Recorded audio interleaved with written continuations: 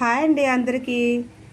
ఈరోజు పిల్లలకి ఎంతో ఇష్టమైన ఓరియో బిస్కెట్స్తో కేక్ చేశానన్నమాట. ఎప్పటి నుంచో మా పిల్లలు అడుగుతున్నారు, అమ్మ కేక్ చేయు అనేసి.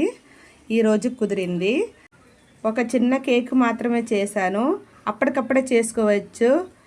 రెండు వస్తువులు ఉంటే చాలు, కేక్ రెడీ అయిపోతుంది. ఆ కేక్ కోసం నేను 2 ఓరియో బిస్కెట్ ప్యాకెట్ తీసుకున్నాను. చూడండి, ఇలా పెద్ద సైజు తీసుకోవాలా. ఒక 30 రూపాయలు ఇవి 2. 10 రూపాయలు అయితే మనం 6 తీసుకోవాలి. ఈ ఓరియో బిస్కెట్తో కేక్ చేస్తే చాక్లెట్ ఫ్లేవరే వస్తుంది. చాక్లెట్ ఉన్న ఏ బిస్కెట్తో చేసినా కానీ కేక్ మాత్రం సూపర్గా వస్తుంది. ఈ బిస్కెట్లో క్రీమ్ ఉంటుంది కదా, ఆ క్రీమ్ మొత్తం తీసేసుకోవాలి. ఈ కేక్లో నో ఎగ్ నో మైదా, ఏం వేయకుండానే చేసుకోవచ్చు. అప్పటికప్పుడు చేసుకోవచ్చు ఇన్స్టెంట్గా. మొత్తం బిస్కెట్లు అన్నిట్లోన ఇలా క్రీమ్ తీసుకొని చిన్న చిన్న ముక్కలుగా బిస్కెట్లు అన్నీ తుంచుకోయండి. చాలా రోజులైంది కేక్ చేసి. నేను ముందు చాలాసార్లు చేశాను కేకు, యూట్యూబ్ ఛానల్ పెట్టక మాత్రం ఇదే ఫస్ట్ సారి చేస్తున్నా. మా బాబు అయితే రోజు అడుగుతున్నాడు, అమ్మ ఫస్ట్ ఇన్ని కేకులు చేసేదాన్ని, ఇప్పుడు ఏం చెయ్యు అని. యూట్యూబ్ పెట్టా కదా, కేక్ చేసేసి చూపించమ్మా అందరికీ అని. నేను అన్నా, నాకన్నా అందరికీ బాగా వచ్చిన కేక్ చేయడము, మనమైతే సింపుల్గా చేసుకుంటాము, బయట అలా కాదు అని చెప్పా. అయినా సరే చెయ్యి అన్నాడు. ఈరోజు కుదిరింది, అలా చేస్తాను. ఇప్పుడు ఈ బిస్కెట్ ముక్కలన్నీ మిక్సీ జార్లో వేసి మెత్తని పౌడర్లా చేసుకోవాలి. మొత్తం బిస్కెట్లు ఒకేసారి వేస్తే బాగా నలగవని 2 సార్లు వేసాను. ఈ పౌడర్ని అంతా వేసుకున్నాక చీనీని కొంచెం మిక్సీ పట్టుకొని మన తీపకు తగ్గట్టు ఒక 3 స్పూన్లు వేయచ్చు. ఎందుకంటే ఆ ఓరియో బిస్కెట్లో తీపి ఉంటుంది కదా, అందుకని 3 స్పూన్లు సరిపోతాయి.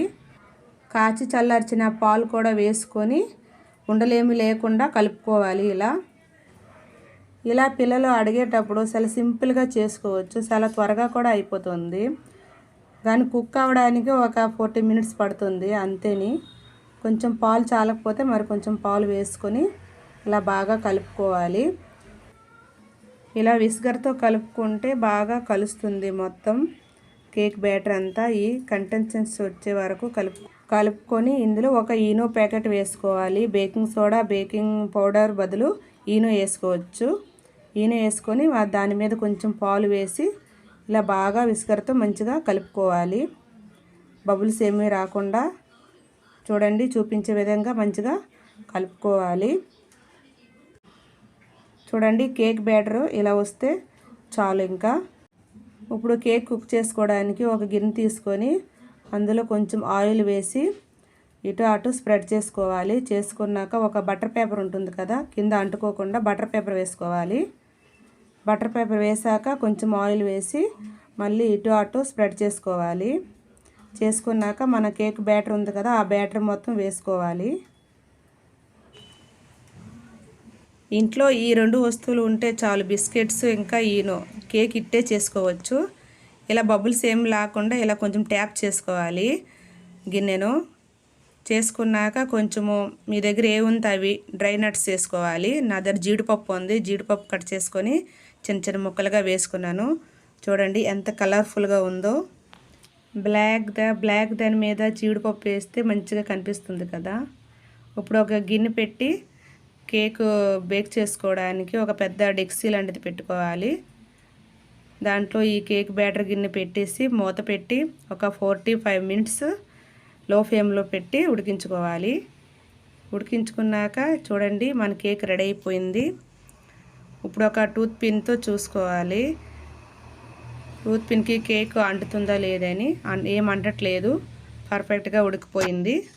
ఇప్పుడు తీసి ఒక అరగంట పక్కన పెట్టి చల్లారనివ్వాలి. చూడండి, ఇలా చల్లారినాక వావ్ ఎంత బాగా వచ్చిందో చూడండి. చాక్లెట్ మీద వైట్ జీడిపప్పు వేస్తే చాలా బాగా కనబడుతుంది కదా చూడడానికి. నాకైతే చాలా బాగా నచ్చింది. మీకు నచ్చిందా ఈ కేకు? ఇప్పుడు ఈ కేక్ను ఇటు అటు నైఫ్తో కట్ చేసుకొని ప్లేట్లో తీసుకోవాలి. చూడండి, మంచి కలర్ఫుల్గా వచ్చింది. మీద కొంచెం చెర్రీస్ను పెట్టుకుంటే చూడడానికి అందంగా కేక్ కనిపిస్తుంది. ఇప్పుడు కట్ చేసుకొని టేస్టింగ్ టైం. ఈ వీడియో కానీ మీకు నచ్చితే ఒక లైక్ చేయండి. అలాగే మన ఛానల్ను సబ్స్క్రైబ్ చేసుకోండి ఫ్రెండ్స్. చూడండి ఎంత బాగా వచ్చిందో, మంచి స్పంజీగా, ఏం ఎగ్ కూడా వేయకుండా కేక్ మాత్రం సూపర్గా వచ్చింది. టేస్ట్ కూడా చాలా బాగుంది. మీరు ట్రై చేయండి. ఓకేనా? Bye bye.